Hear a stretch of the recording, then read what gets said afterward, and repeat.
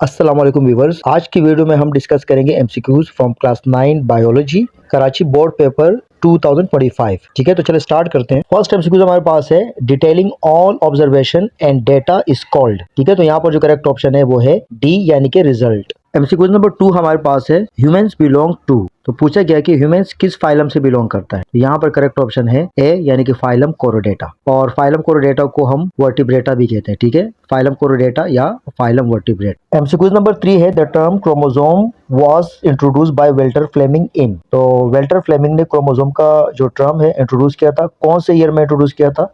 तो यहाँ पर करेक्ट ऑप्शन है 1882 यानी कि ऑप्शन ए। एमसीक्यू नंबर 4 है the cell membrane is consist of. तो यहाँ पर करेक्ट ऑप्शन है बी यानी कि डबल लेयर ऑफ लिपिड्स। इसको हम लिपिड बाइलेयर भी कहते हैं। ठीक है, so the correct option is B. MCQ number 5 हमारे पास है the stage of mitosis in which the chromatids reach to the poles and their movement cease is called. तो वो कौन सा स्टेज है माइटोसिस का जिसमें क्रोमोसोम अपने पोल्स तक पहुंच जाते हैं और इनकी जो मूवमेंट है वो सीज हो जाती है यानी कि स्टॉप हो जाती है। ठीक है, तो यहाँ पर करेक्ट ऑप्शन है डी यानी कि टेलोफेज। एमसीक्यू नंबर 6 हमारे पास है all are sources of calcium except. तो इस पर पूछा गया कि नीचे जो ऑप्शन दिए गए हैं ये सब कैल्शियम के सोर्सेज है अलावा एक के। तो यहाँ पर जो करेक्ट ऑप्शन है वो है ए यानी कि रेड मीट। एमसीक्यू नंबर 7 हमारे पास है in human digestive system trachea and oesophagus both are connected to the. तो इस एमसीक्यू में पूछा गया है कि कौन सी जगह पर इसोफेगस यानी कि खुराक की नाली और ट्रेकिया यानी कि सांस की नाली, ये दोनों जो नालियां हैं या पाइप है ये एक दूसरे के साथ कनेक्ट होते हैं। तो यहाँ पर करेक्ट ऑप्शन है सी यानी कि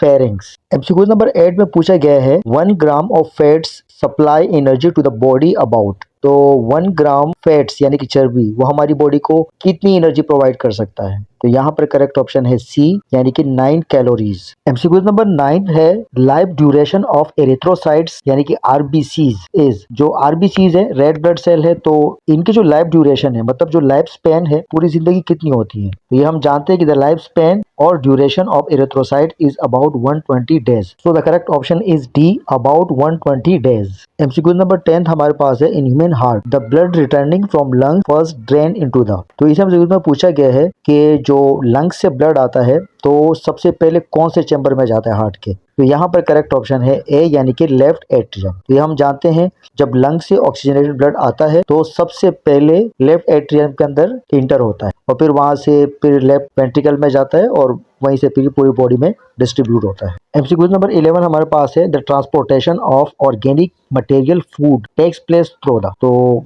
हम ये जानते हैं कि जो प्लांट की बॉडी में ऑर्गेनिक फूड मॉलिक्यूल है ये एक जगह से दूसरी जगह तक जो ट्रांसपोर्ट करते हैं वो टिश्यूज हमारे पास कहलाते हैं फ्लोएम। ठीक है, तो यहाँ पर जो करेक्ट ऑप्शन है वो है डी यानी कि फ्लोएम। बाकी जो हमारे पास ए ऑप्शन है जाइलम। तो ये रूट से मिनरल्स और वाटर ट्रांसपोर्ट करता है लीफ तक और फिर वहां पर ऑर्गेनिक मॉलिक्यूल बनता है जैसे कि ग्लूकोज है हमारे पास, और फिर ये ऑर्गेनिक मॉलिक्यूल बनने के बाद पूरी बॉडी में डिस्ट्रीब्यूट होता है प्लांट के और ये काम करता है फ्लोएम।